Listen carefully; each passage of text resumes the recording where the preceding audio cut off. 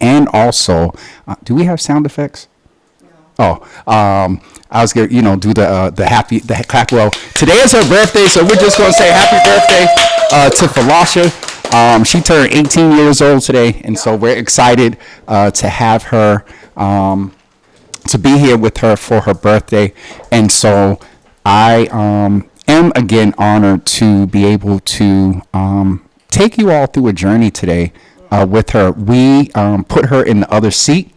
And I know what it is to be in the other seat. And so I'm going to have some fun with it and also understand that it is very different, excuse me, being on the other side. And so, Falasha, happy birthday. Thank you. How are you doing?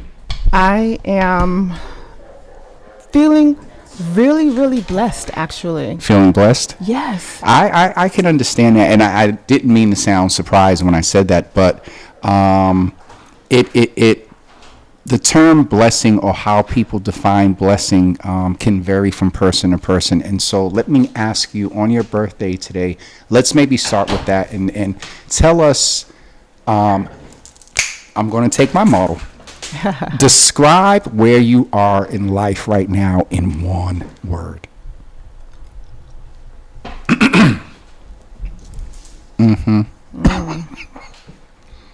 Describe where I am in life right now in one word. Firm. Firm. Okay. If you don't mind, and I asked this for a reason. I have been told since a child, you don't ask a woman how old they are, but I'm asking for a reason, and I want to know if it's around the 40 range. When you say firm.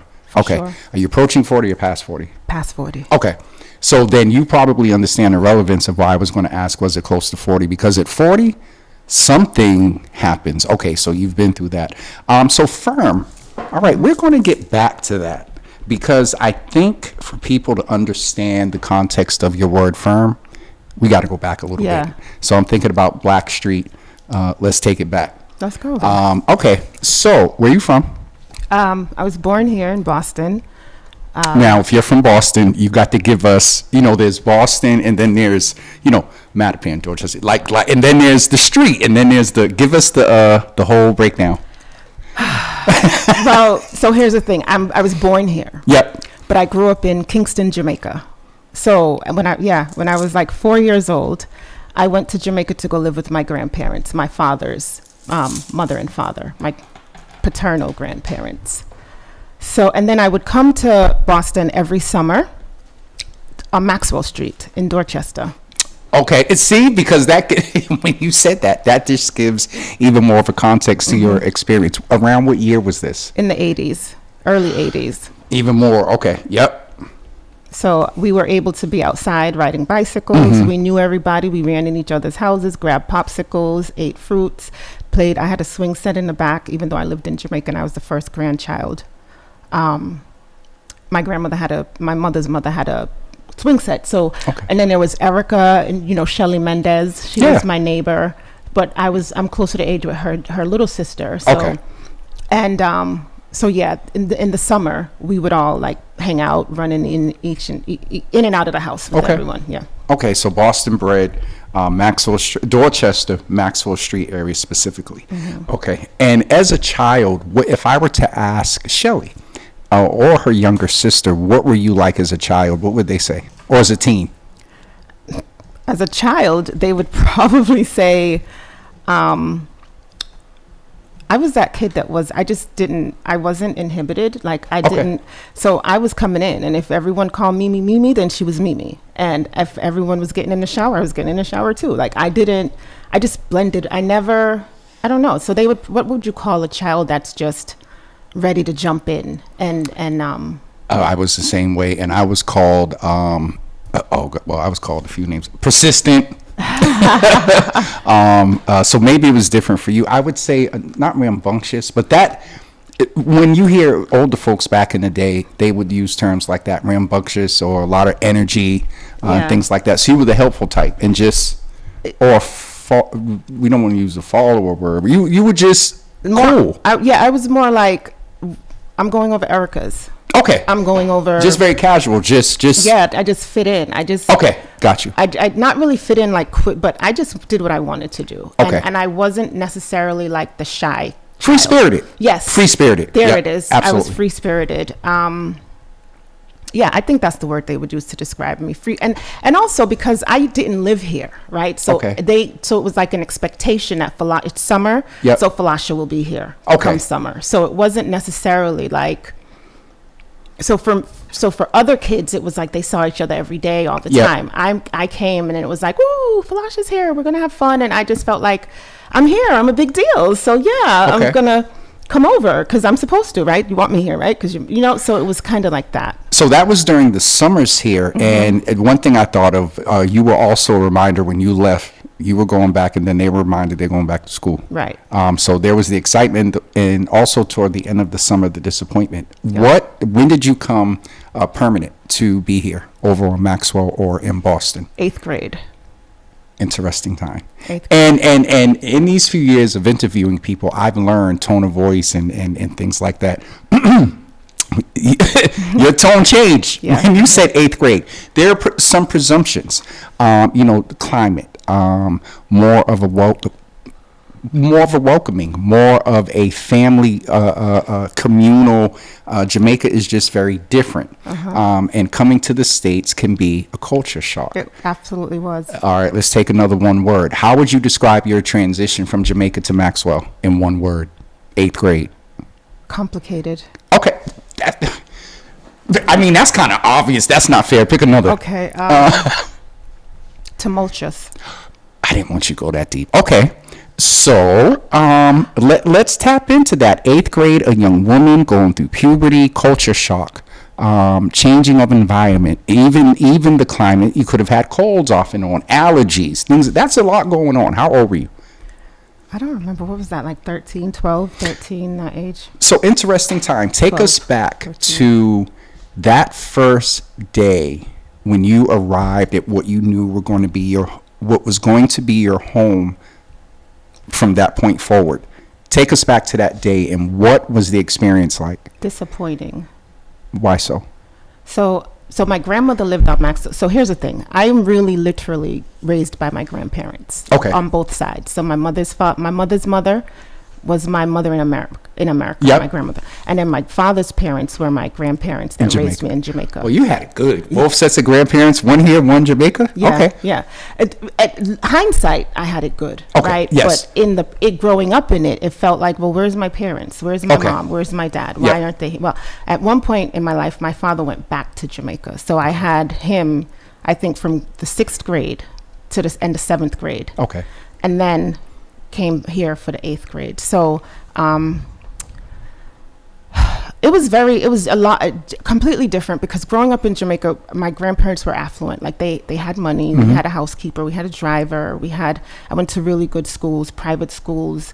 I didn't do anything really, but my only requirement was to be a child and go to school and get the best grades, right? And be very competitive and stay in the top 3 of my class, right? And then when I came to America, it was, even though in the summers, it was, there's no real structure during the summer. So it's fine. But then when I came now and it's time to go to school and we're not wearing uniforms. Go ahead. Okay. No. I'm my brain is running because I go ahead. You're good. So, and, so it was just really, my mom, as a child growing up in Jamaica, you don't really have that kind of relationship with your mom, right? Because when I came here in the summer, she was in and out. She was traveling, doing whatever. So I created an idea of who my mother was in my head. And when I got here, the reality was she was not that person. So it was like, where's my canopy bed? Where's my princess stuff? And what's happening? Like, what do you wash dishes? How do you do that? Like, what do you want me to do? I don't know how to do these things that you're asking me to do. And where are you anyway? Because I'm hungry, and aren't we setting the table for dinner? And so there's no cooking, there's no setting tables, that sort of thing. So it was a completely different thing, different culture environment that I had to immediately adapt to, because the more I was asking these questions, as a young girl, I didn't realize is the more I was calling my mom out. And Right. we don't, and you know, Jamaica or here, at certain ages, you don't ask questions. Right. You just go with the flow. And so you would start asking questions because you were just, That was my normalcy, and this wasn't the norm. Like, Yep. this wasn't what was happening, and I just took for granted, because that's what I grew up knowing, that that's how everyone did everything, right? Yep. So when and it was like, it created this thing between my mom and I, because one, she didn't really raise me, so there wasn't that mother-daughter bond. So, and now I'm challenging it. To her, it might have come across as challenging or comparing, like, you're not as great as my grandmother. And then they're in opposed to America, where there's racism, in Jamaica there's classism, right? Okay. So that factor came into that piece of it, because it's like, and then colorism, right? I'm the lightest one at the time. Yep. On my mother's side, I was the lightest one, right, of all my cousins and so on. So it was that aspect of dealing with that as well. So then it was for my cousins, even older, younger, that I was the favorite because of my complexion, and not because I was in Jamaica for all of the school year and was only here for 2 months, right? Okay. So in their minds, it's my complexion. So there was a lot of dynamics happening that I didn't deal with growing up in Jamaica, growing up with my grandparents in Jamaica. So that's what made it tumultuous for me. Tumultuous, you said disappointing, and so I'm getting some context to the firm piece as we go. I want to, where you are comfortable, ask about, you referred to your mom a few times in reference to her working a lot, your grandparents raising you, where you're comfortable sharing. Tell us about your relationship with your mom. Right now? Yes. It's No. I'm sorry. I thought you meant answer the question right now. No, take us back. What was, and it's interesting because I found myself writing. I seen a video on social media the other day, and this girl was just totally disrespecting her mother. And I seen some of the comments, and I've heard it before. Mothers and daughters can have some very interesting dynamics in their relationships. And so I just thought about that. What were the dynamics like during that time? We know about the external. How was that external impacting? You talked about she could have perceived you calling her out by asking questions. What was that like? It got really bad. It was abusive. Okay. It was definitely abusive. And let me say, like I say on my show, and I'm sure you and Pastor Wall wouldn't mind if at any point we touch on something that's too much, put your hand up and we'll move on to the... No, we're going to go there because this is my birthday. That's the year, the number. I'll get there. But I want it all out because the remainder of my life, right? We're going to get to firm. Yes. So, yeah. Okay. So you say abusive, and you know, we move in spaces where we understand that that's just not a general word. There's mental abuse. There's physical abuse. All of it. It was physical, mental, emotional, because, you know, there's no emotional attachment, right? There's no like hugs and love. And then there's physical abuse, right? And then that obviously interferes with my mental and my ability to really process what's happening to me at such a young age. So then my response was to, you know, at first I was trying very hard to get her attention, get her love, get her to accept me and want to, you know, be my mom. And it wasn't happening because she was busy doing other things, and it wasn't necessarily always work. It wasn't work. And so there was that. But my grandparents, my grandmother, her mother was always very solid, right, in my life. And so I always had that cushion or that place of safety and security that I knew existed for me. So, and my grandmother, obviously, I'm a grandmother now, so I get it. Granddaughters, especially the first one, can do no wrong.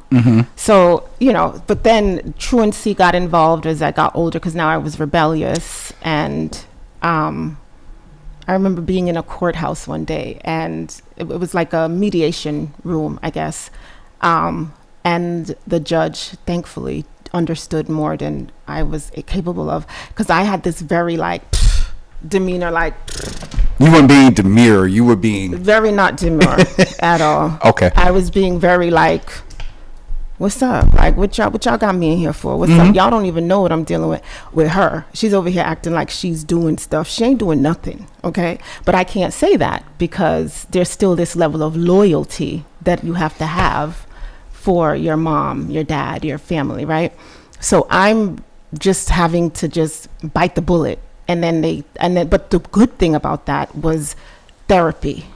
But before you tell us about therapy, why the judge? You said that the judge, thankfully, what was the judge's decision, or did he order you? Tell us. Yeah, he ordered me to do gotcha. therapy. Yep. Because I think he recognized experience. I'm hoping he recognized that there's no way that this. I feel like maybe he felt like this young woman was just not. Because you can, now that I'm older, I can look at people and you can kind of discern and see. This is inherently who that person is, or this is a cover that they're wearing. There's something going on deeper than that. And I feel like he recognized it. I don't remember if it was a male or female, but I know it was a judge. And but they definitely did order the therapy for me, and that was the most amazing thing for me at that time. And still now today, and still in therapy. And so you answered a question I was going to ask, because when you were talking, I was going to ask, one, are you a mom? And then you mentioned you're a grandmother. And so in the vein, but a little bit maybe going into a capillary, for those of you that know medical terms, vein is the big artery, vein, capillary. What, speed up, and we're going to go back a little bit, but what is it like to be a mom now, and what is it like and are you grandma? What is your grandchildren or child? What did you make them call you? Because I don't see Nana. No. And I didn't even call my grandparents Nana. My mother's mother was Mama. Okay. Which is what her kids called her. But it's not a G or a grand in there, so Mama. Okay. And then my father's mother, my grandmother, my other grandmother, she was Mummy. She was, okay, because she told me straight up, she's too young, she's too fly, she's not anybody's grandmother. Call me Mummy. A little bit of your accent came out when you because you're talking about her. Okay, so so what do they call you? Mima. Okay. Mima, and it's only one. That's only one. Her name is Liana. How old is she? 4. Okay. Four in a little bit. Yes. And what does she look like? She looks like her Mima. She looks like me. She's gorgeous. Sorry. No humility. Listen. No, but she's precious. Oh my gosh. She's everything that I went through up to this point in my life was worth it if she was going to be here. If that, you know what I mean? Yeah, no, don't go there yet. I just wanted to pause there for a minute because you mentioned her. And so, so let's go back. The judge ordered you to therapy. You got into therapy. What were you like in school? Did that rebellion also display? Well, you said truancy, obviously, but when you went to school, I was good. Okay, I was good, and I participated in classes. I was in all advanced classes. Okay.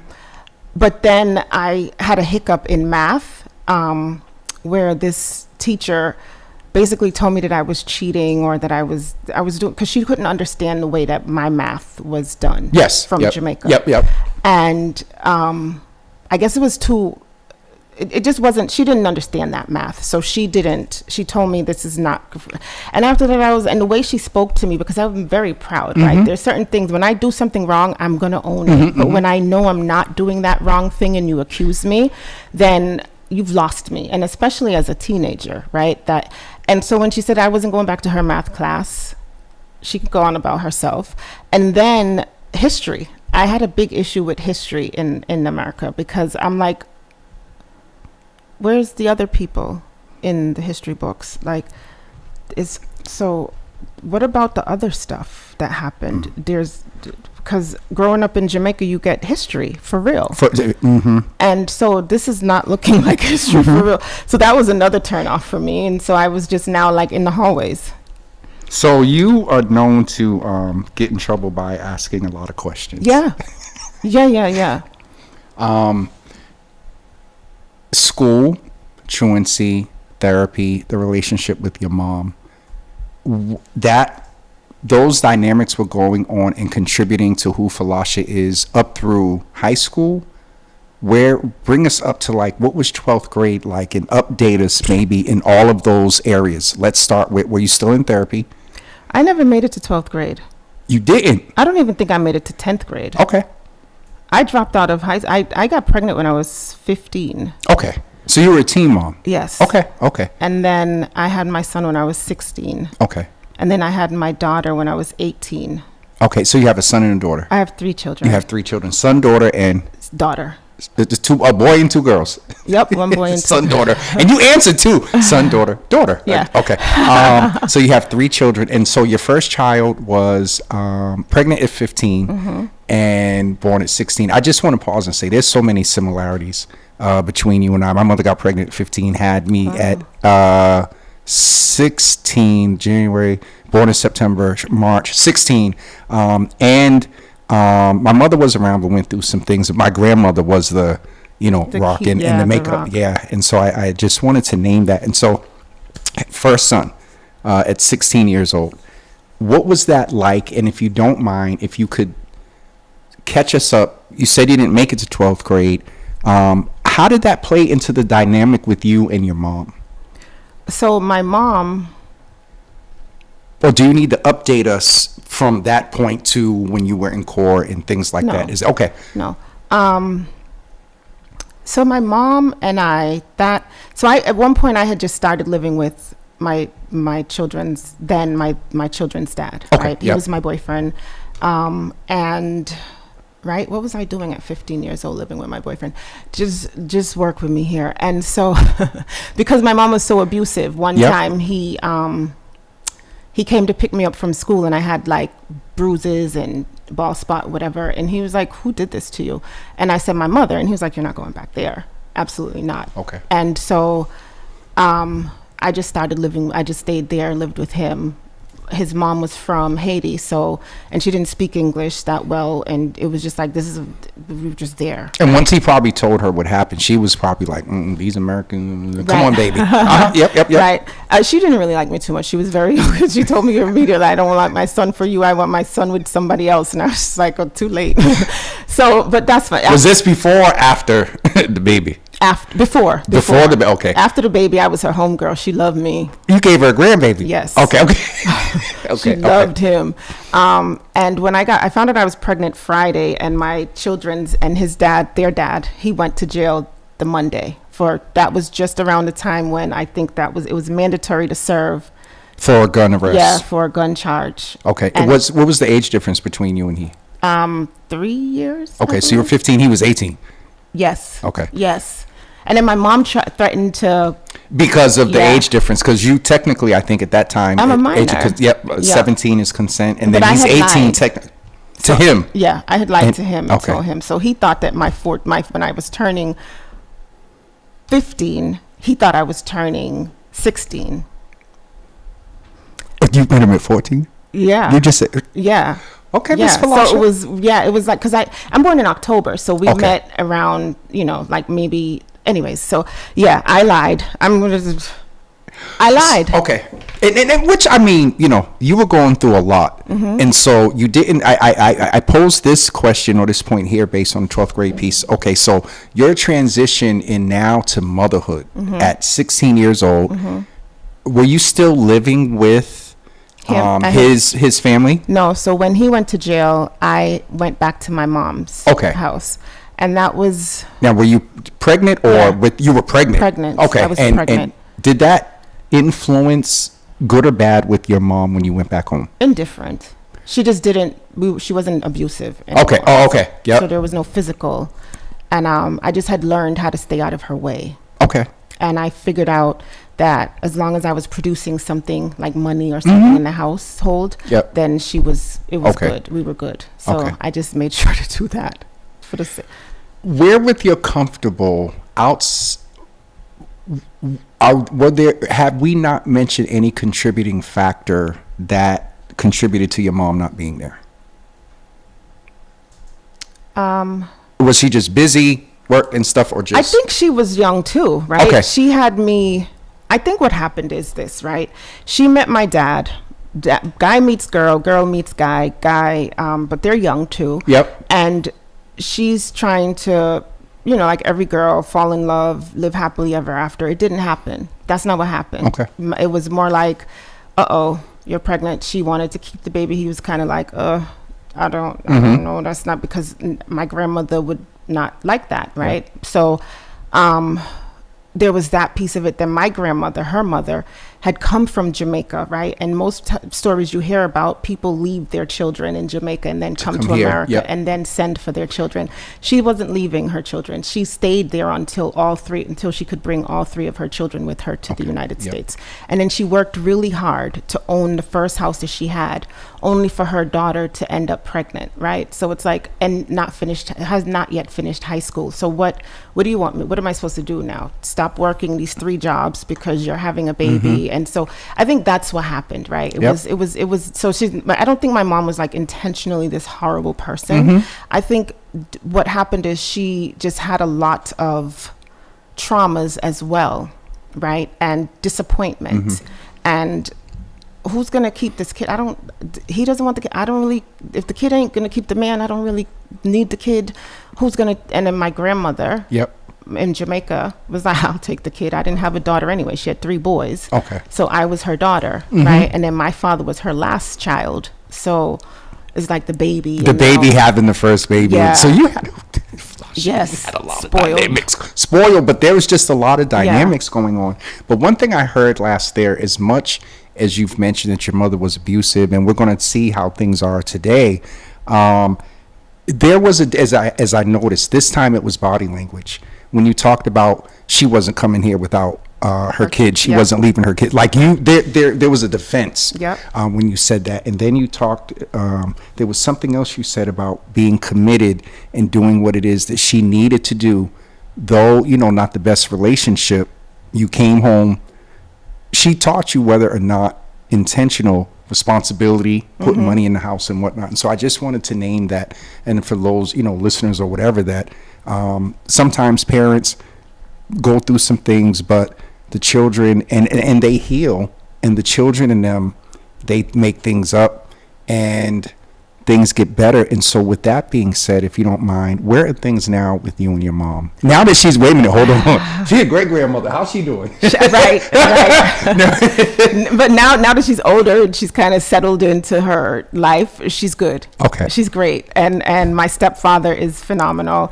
And it's great. Everything's good. I don't have any more expectations, any less expectations. I'm 40 a lot. So I've had a lot of therapy, and I still have therapy. And tomorrow at 8 a.m., I'm going to have therapy. Yes, every ma'am. Monday at 8 a.m. And I have a Christian therapist. So, so we get to unpack a lot of these things, and I've been unpacking them throughout my life. So my mother and I have it's not like, I'm going to call my mom, I'm in love, or I met this great guy. No, but my grandmother's raised me to be respectful regardless. Yep. So before I'm disrespectful, I will shut up. I'm not saying a word. So I've always been, and the Bible says to honor your mother and father. That's your days. Maybe longer. And my grandfather lived to be 103, so I'm trying to get there. So I do definitely do my best. I'm never disrespectful, never out of order, never. I just keep it. If we can't get along, I digress. I just fall back and let them, and that's what I do. So our relationship is good. It's not the best, like we're not hanging out, but she texted me this morning, happy birthday. She's a flight attendant, and she's older up there, but You be getting them it's buddy her- passes? Yeah, well, my daughter, my daughter is also a flight attendant, so. You be traveling. Yeah, well, I should be, but I haven't been because I'm a grandmother. Oh, so now you're, okay. All right, hold on. We're Yep. going to go back to that Yes. because you got me Yes. down here writing notes Yes. and whatnot. All right. So, interesting childhood. Came to America off and on, specifically Boston, specifically Dorchester to Maxwell Street. In 8th grade, came to Boston and had a huge culture shock. And it's so interesting because when I asked that, I was more on a macro level. The weather, transportation. And you really talked about the micro of your everyday life experience. It was disappointing. And you experienced within your family some level of colorism. And that is something that, is very interesting as well.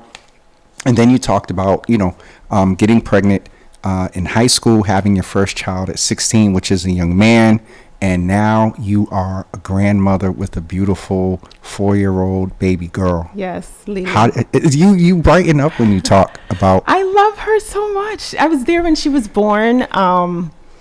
She's just my girl. That's my girl. I love Liana. I call her Lily. I got this for my birthday from my children. So this is the ring. It has her name on it. They put her name on it because they know. And my bracelet has my 2 grandmothers' names on it, Lilith and Marion. And then my necklace has my 3 children's name on it, Shakish, Shakira, and Kimora. Always reminded. Always and reminded. in gold. Yes. Solid. So we've went through up to high school. You had your first child at 16. Dad got incarcerated. Just to deviate a little bit, when he came home, was there, or once he went to jail, was that it with him? No, I was visiting every visit, okay? And South Bay, and then he went to Norfolk. Then wait, hold on. I just never saw, because, we just see South Bay, and it's like, we never think, and he was like South Bay. Yes. People really that we know be in South Bay. Yes, ma'am. I even went as far because my mom stopped taking me. I went, guys. Is something going to come out today?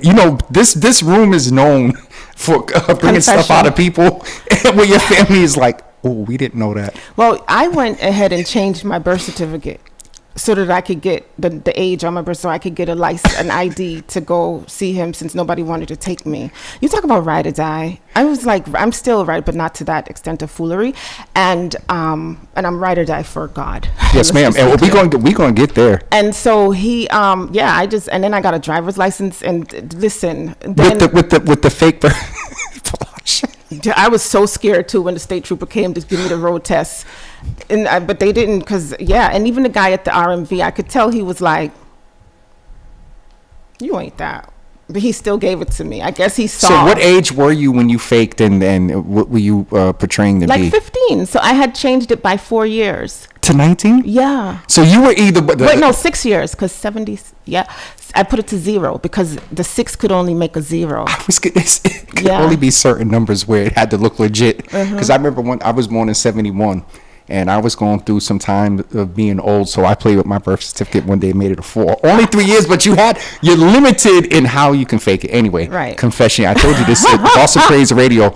Doesn't the Bible say confession is good for the soul? Thank you, Jesus. Okay, Amen. So we're getting ready to go there because we're halfway through this point. Okay, yes. So oh my God, you see people in community, and also in these days on social media at events here and there. Hey, how you doing? Good to see you. We got to have lunch. Falasha. Okay. All right. This is for everyone, not just my inquisitive mind, because I just have so many questions. All right. So, you were visiting him, ride or die, and give us a little bit of the flow. And are y'all still together? No. Okay. No. So he's out the picture. Yeah. Praise the Lord.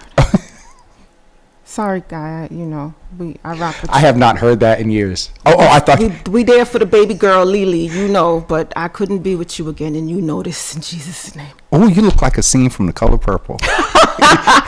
Ain't nothing good gonna happen.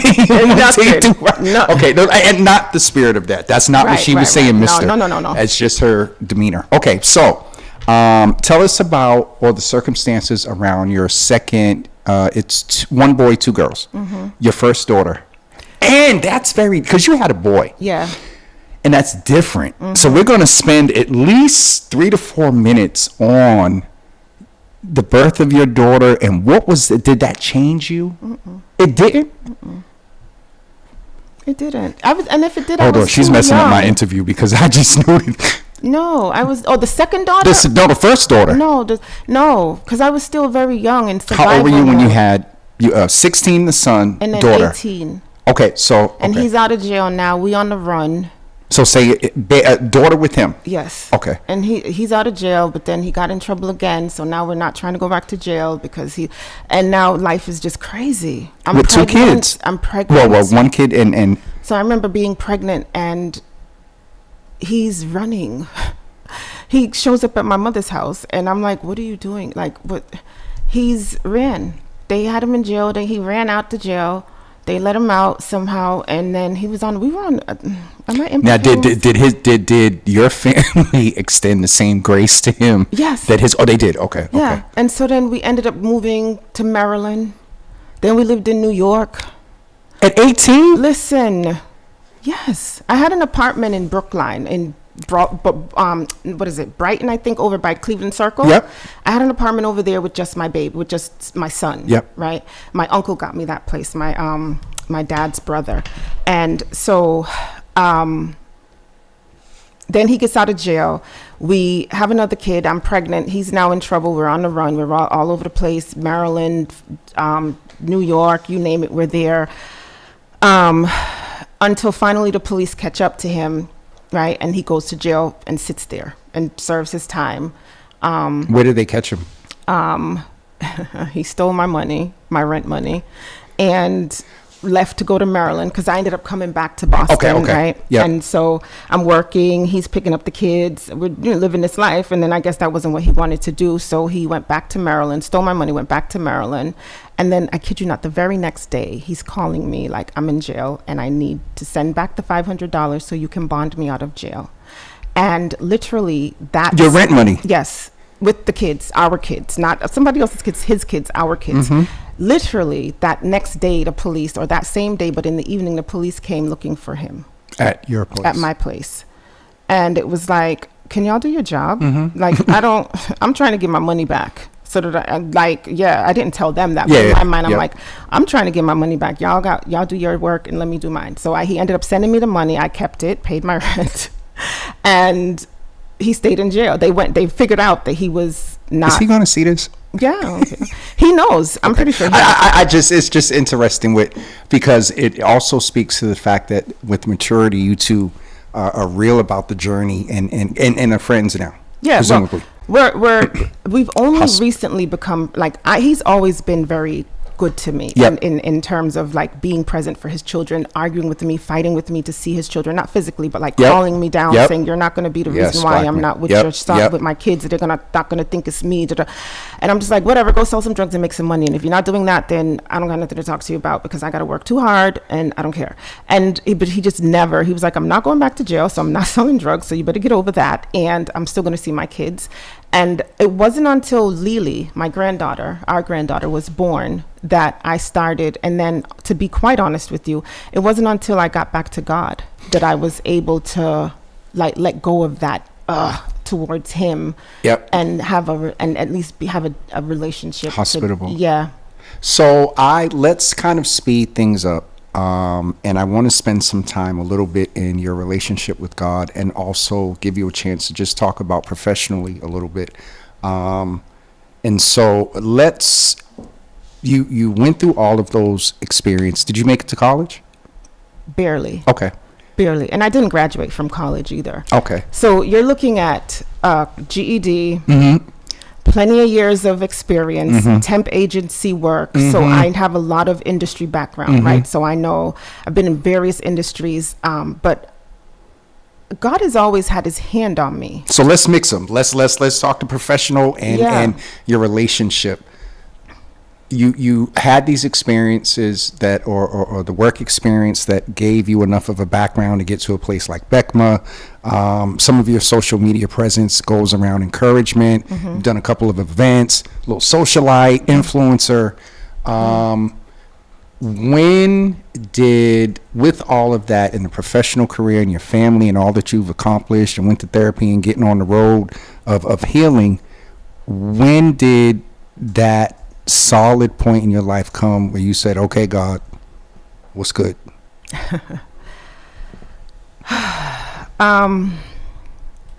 Pastor Wall, forgive me for this one. Just a quick second. I was in a situation that I was really broken up about, and only God could heal me. Mm-hmm. And I had to go to God. Mm-hmm. There was no way that I could have gotten out of my bed Mm-hmm. without God, right? Mm-hmm.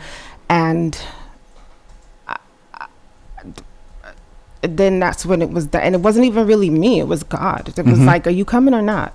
Like, you ready or not? Yep. Because I'm done playing with you. And this is what it's going to always be until you come to me, until you submit. Because you know what I have. You know the plans I have for you. Plans to prosper you. And you're out here acting like a buffoon and doing things below the level of or the caliber for which I have created you to be. Like, think about it. Look back at your life. And then I really sat down and I looked back at my life and I realized I have the ability, like, I went to school with people's prime minister's children. I was in their houses smoking weed with them as a little, like in Jamaica, burning a spliff here or there, hiding, right? And I'm talking like, and so you had that dynamic and you still have those relationships. And then I was in America with my mom, and then I know the hood, right? And the dance hall, Jamaican, so I know both. Yeah. And God is like, you think I spared you just to be able to say running that back and forth state to state as with a fugitive, essentially. Hello, and not just fugitive. And so, right. So there's a lot in there. And God said, you really think I pulled you out of that and brought you through all of that to just do this, to settle for this? This is not what you did. I didn't. What was that this in the moment? Not the situation, but where were you in life when you say the this? We're mixing the professional. So low, like. Okay. Like. Were you working? No, okay. I wasn't working. Did you have your own place, or did it get to a point? Okay. Oh, there are stories where I haven't had my own place. That's why I asked, because it a lot can go on. I went home and the sisters a couple of times. Did you have a car? Yes. Okay. Wait, yes. Okay. So this most recent this one. Place of when you got to that point, what was this place like? This place was, girl, you have everything. You had everything. I've given you everything. I've pulled you through all of the things. You've been homeless, and you've got over. You built a business and a brand for yourself in Jamaica, not just in the United States. And you're sitting here and you're carrying on like this for what? Do you know who I have made you and created you to be? Yep. And look at what I've given you, and look what I've provided for you, in spite of. And you still acting like you don't get it. This is not it for you, sweetheart. There's something else that's bigger, and this is what you did without even recognizing that I've had my hand on you. So when you start to recognize that who I am with my hand on you, what do you think I can do for you? So are you going to keep doing this stupidity, or are you going to come to me? And the stupidity was like just pity parties and like settling for things that I knew was not for me, and making excuses for behaviors, and accepting relationships that I knew I shouldn't be in, or friendships, not just romantic friendships. And God, then that's when it hit me. Well, God was like, you get it now? You get it? And I was like, I got it. But is it hard? It is hard. It's very hard to get free from what you're used to, because growing up, I had to change me, right? Because who I was innately from being raised by my grandmother is not who I was supposed to. That's not who I became. I had to lose her for survival and to fit in. Yeah, we got a lot in common. Go ahead. Yeah, so I couldn't be Mrs. Harrison's demure granddaughter that went to tea parties and went to the governor general's house for Christmas dinner. Like I couldn't be that girl in America, because that girl and then my friends all in Jamaica went to college, went to university with their doctors, their lawyers, their politicians. And here I am, teenage mom, right? And I was top 3. Like I was the one girl that was always going to be at the top of my class in Jamaica. So for them, it's like, what happened to Princess? Like, how is she? She have a baby? No, she have a baby? So it was very like, that wasn't so I had to lose that identity to become who I needed to be in America to survive, to make sure that my mother wasn't going to continue to abuse me, make sure that my cousins were okay with me, make sure that my aunts and them weren't going to treat me poorly when my grandmother wasn't around, because for whatever reason, they felt like maybe I'm getting too much attention. So I had to adjust and adapt. Yeah.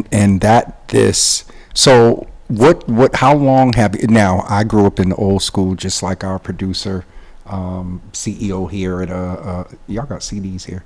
And tapes. I'm sitting here and looking cassette at tapes. And I'm looking and I'm like, wow. Because I used to stack mine just like that. What we grew up with this term, when did you get saved? That was, was it a service? Was it a home? I remember Bishop Foxworth says he was sitting at home, and his testimony is he had a highball in one hand and the old brown cigarette back in the day in the other. He says this publicly, and then he just felt the Holy Ghost come in. What was your I ain't said that word in a while. Your salvific experience, what was that like? So I've done some bad things in my life and hurt some people. One particular woman in general, I really hurt her, and I love her so much. She was the best friend that anybody could ever have, and I betrayed that friendship. And I remember being on the floor, crying my eyes out, and in that moment, that's when it was like, are you ready now? Come on. Because I was broken for what I did to her. But when I was doing it, I didn't care. Yep. And I would argue her, like, whatever. I would be wrong and strong, and I didn't. But that's when God was like, he broke it off of me. And I felt the release of it. And that's when I knew, okay, this is real. This is like a for real thing. And my prayer changed. And my desires for her changed. And it in that moment, I realized what I had done, and the focus came off of what it was about. Basically, it was about a guy, her boyfriend. Okay. Yep. And so I betrayed that trust, right? Okay. And now I don't even think about him. Like, I'm really like, I can't believe I was really going toe to toe with my best friend over him. And now all I can think about is her. How are you two now? We really don't say she hates me. But, I'm praying on it, and I believe that one day we'll be in church together worshiping. I see it. She's in Jamaica, but I know that it will happen because God is good, and he promised me. Or at least I think he did. It's so I wanted to, I wish we had a little more time. I bet you do. Me too. I wanted to focus on that because I saw, now give us a general time frame, because for me, it's been within the past, like maybe right before COVID, where I seen a different presence of you on social media. I think one day you was on the floor, looked like you was tarrying, old school, crying, going through it, and I said, "Oh Jesus, she trying to get to know God real good." How long has it been since you've been taking your relationship very seriously? February, March. Of this year? Yeah. That was this year? Yeah, that was this year. I got to remember I'm on Boston Praise Radio, Jesus. Right, me too sometimes. I was going to say something. Yeah. Okay. So, wow. And I went to Catholic school. My grandmother's Anglican, my great-grandfather. My grandfather was you got both worlds. Methodist. You got both streams, the Anglican and the East and the West. Yes. Sorry, I know a little something about that, y'all. Go ahead. So, and my grandfather was Methodist, and my great-grandfather founded the Methodist Church in Providence. It's called, Providence Methodist Church in Ligonier over there. That's our church. You're PK. Yeah, right. Well, not really. PGK. GG. Yeah, GG. Gotcha. And so I've always had God in my life. God has always been very present and which is why I know that he's always had his hand on me, and he never took his hand off of me because he knows what he has, the plans that he has, right? And so it's this year that I was like, okay, God, I hear you. Okay. Got you. I'm not going over. That's where the firm comes from. Messing up my flow. Sorry.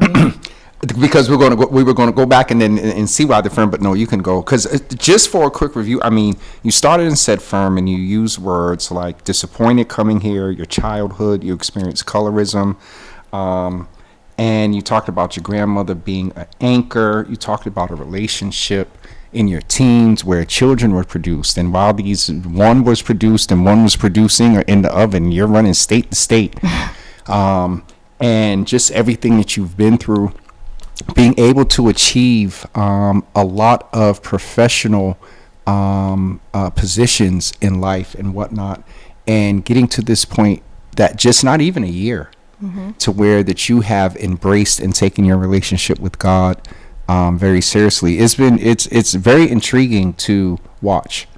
It's been very intriguing to watch, and so I understand now the firm. And what's scripture? Make sure you have a firm and sure come on, help me out. I'm a little rusty. Sure and firm. Oh, that might just be an old school Pentecostal saying. Make sure be very sure your anchor holds. That's a song. Yes. Solid rock. On Christ is solid rock. Firm. I love that.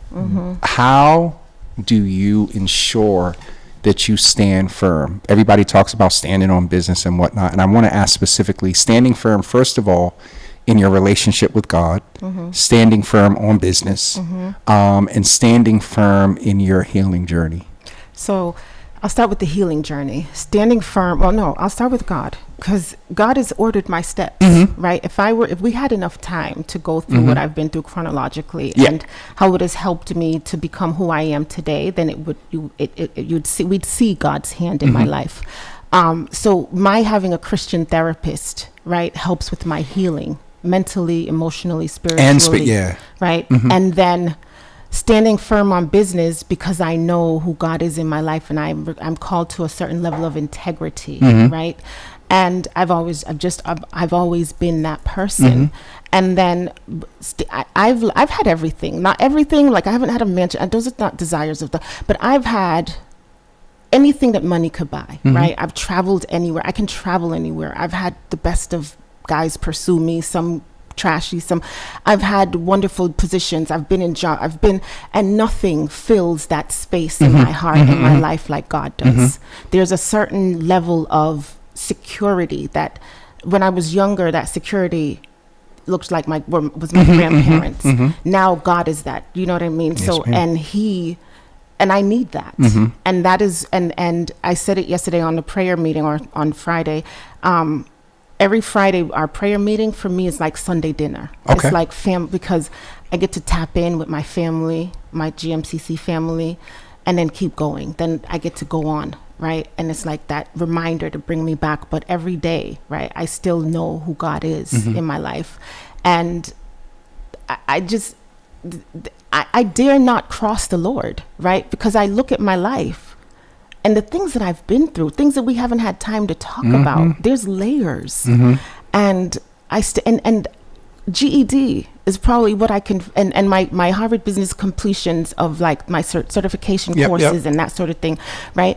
And just even that, like the audacity to feel like you should go and apply to go to Harvard Business School to get certifications, right? That's God telling me that it's mediocre is not that anything else beyond that is mediocre, but for you, this is where I'm sending you. Yes, right? ma'am. Yep. And so, and owning that and recognizing that, no, my journey is not going to look like everybody else's. My thinking is not going to look like everybody else's. My vision is not going to make sense to everybody else, because God has given me the vision, and it's me to do what needs to be done to get it done. And in order for me to do that, I had to go through everything that I had been through up to this point in my life. So I can talk to the sister who's on welfare and her baby father's beating her up and still be a Christian and have no judgment. I can be the one who's, because my mother called my grandmother when I was pregnant, thinking that my grandmother in Jamaica, this bougie old woman, is gonna say get an abortion. And my grandmother was like, God doesn't make any mistakes, and if God gave you a baby, then you have your baby. Do not have any abortion. Once my grandmother said that, I stood on business.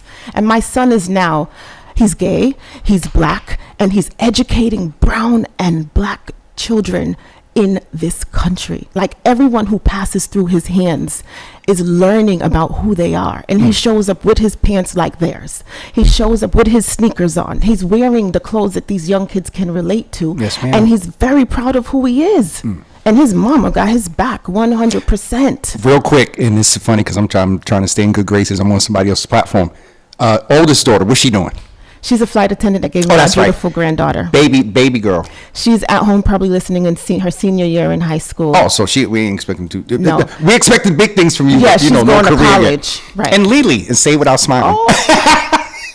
I'm going to see her right after this for my birthday, we're For gonna. your birthday? Yep, she's gonna sing me happy birthday, And hug your neck. Yes, she loves me, and I love her. Is this your regular programming time? Yes, Here on Boston 3 to Praise 4. Radio, 3 to 4 every Sunday. Every first and third Sunday. Every first and third Sunday. I want more time, but Pastor's, I don't know. He don't want to give me more time, Pastor Bruce Wall. Can you tell him that the young people, they need more, that you can't just be twice a month to gain traction Let me in tell you today's something. society. I've known Pastor Bruce Wall before since I'm about 12 years old. I'm about 40 years there. I ain't messing with him. Okay.